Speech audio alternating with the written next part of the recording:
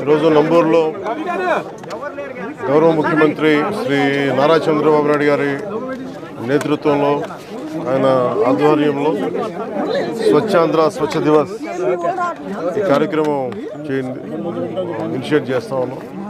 అంటే ప్రతి నెల 3వ శనివారంలో చెత్త లేకుండా మన పరిసరాలని పరిశుభ్రంగా ఉంచుకోవడం ఎలాగనేది నిన్న క్యాబినెట్లో చేసి వెంటనే ఈ రోజున ముందుకు తీసుకెళ్ళింది. అంటే శుభ్రత అంటే ముఖ్యంగా మనకి కరోనా లాంటి పరిస్థితులు వచ్చినప్పుడు శుభ్రత ఎంత అవసరం అనేది మహమ్మారులు వచ్చినప్పుడు అర్థమవుతూ ఉంటుంది. ఒకవైపు 2047లో అద్భుతంగా భారతదేశం ముందుకెళ్ళాలి, ఆంధ్రప్రదేశ్ ఎదగాలనుకున్న దాంట్లో చాలా కీలకమైనది పరిశుభ్రత. ఆ పరిశుభ్రతని ఇది కల్చర్ అవ్వాలనేది ముఖ్యమంత్రి గారి ఆలోచన. ఇది కేవలం ఒకళ్ళిద్దరు చేసి క్లాప్ మిత్రాలు లేదంటే మనం మన చెత్తను బయటపడేయటం కాదు. బాధ్యతగా ప్రతి ఒక్కళ్ళు కూడా సోర్స్ నుంచే దాన్ని సపరేట్ చేసే విధానం. అలాగే ఎక్కడ పడితే అక్కడ ఈరోజు ప్రారంభించేది అద్భుతాలు వెంటనే జరిగిపోతాయి, 24 గంటల్లో జరిగిపోతాయని కాదు, కానీ దీన్ని ఆధారం చేసుకొని దీన్ని ఒక ప్రేరణగా తీసుకొని భవిష్యత్తులో ఈ కల్చర్ అవ్వాలి పిల్లలకు కూడా, ఇది భవిష్యత్ తరాలకు కూడా సదుద్దేశంతో ఈ రోజున గౌరవ ముఖ్యమంత్రి గారు దీన్ని ఇనిషియేట్ చేశారు. ఇది మేమందరం కూడా ఆ కార్యక్రమంలో ఈ రోజున ఇక్కడికి నంబూరుకి వచ్చాను. నేను కూడా మంత్రివర్యులు ఇది అక్టోబర్ 2 గాంధీ జయంతిగా దాకా దీన్ని ముందుకు తీసుకెళ్తాం స్పెషల్ డ్రైవ్ కింద.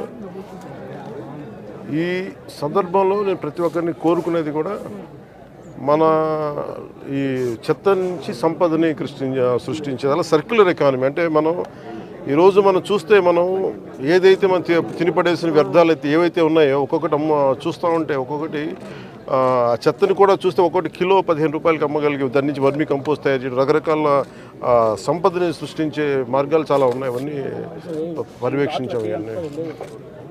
సో దాంట్లో భాగంగా ఇది ప్రతి ఒక్కరూ ప్రేరణగా ఆదర్శంగా తీసుకోవాలని కార్యక్రమం సాగుతూ ఉంది. కృష్ణా వరదల సమయంలో నిలబడ్డ కార్మికులందరికీ కూడా ఈ రోజున సన్మానం చేయడం జరిగింది, దాదాపు 35 మందికి. నేను ఇది ఆల్రెడీ స్టార్ట్ చేసాం లాంగ్ బ్యాకే. ప్రత్యేకించి ఈ క్లాప్ మిత్ర జీతాలు పెంచాలి అనేది కూడా చాలా రోజుల నుంచి ఉంది. ఆ క్లాప్ మిత్ర జీతాలు రావడానికి కూడా ఆ రోజున మేము ప్రిన్సిపల్ సెక్రటరీ శశిభూషణ్ గారు ఉన్నారు,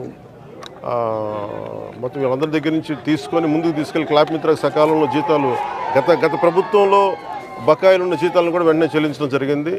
అలాగే నా దృష్టికి తీసుకొచ్చింది ఎంపీడీఓ గారు కానీ మిగతా ఉన్నతాధికారులు ప్రతి ఒక్కరు కూడా వాళ్ళకి జీతాలు పెంచాలనే ఒక ఇది ఉందని రిక్వెస్ట్ ఉందని అడుగుతా ఉన్నారు. దాన్ని ఖచ్చితంగా పరిశీలిస్తామని చెప్తాం.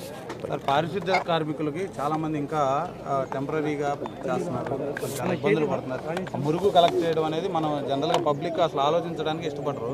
అలాంటి మురుగును వాళ్ళు డైలీ కలెక్ట్ చేసి గ్రామాలు చూపుతున్నారు. వాళ్ళ సమస్యల పరిష్కారం విధంగా ప్రత్యేకించి ఇది నాకు పంచాయతీరాజ్ స్థాయిలో వచ్చేయని నేను చేయగలుగుతాను. తర్వాత క్యాబినెట్లో ఒకసారి దీని మీద అంటే ఒకసారి క్షేత్రస్థాయిలో పరిశీలించాలి. ఇది అంటే క్షేత్రస్థాయిలో ఒక పరిశీలించి ఇప్పుడు వచ్చి కూర్చొని అంటే కొన్నిసార్లు పనులు చేసేటప్పుడు దాని పర్యవేక్షణ, అలాగే నాకు కొంత క్షేత్రస్థాయి పరిశీలన అవగాహన, దాని మీద ఒక పరిష్కారాలకు మనం బలంగా వెళ్ళచ్చు.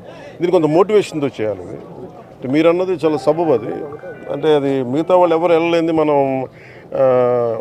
చెయ్యాలి అనేది మనం వదిలేస్తాం. కొంచెం అది దాన్ని ఎట్లా కరెక్ట్ చేయాలని ఆలోచన ఉంది. ఖచ్చితంగా దాన్ని తీసుకెళ్తాం.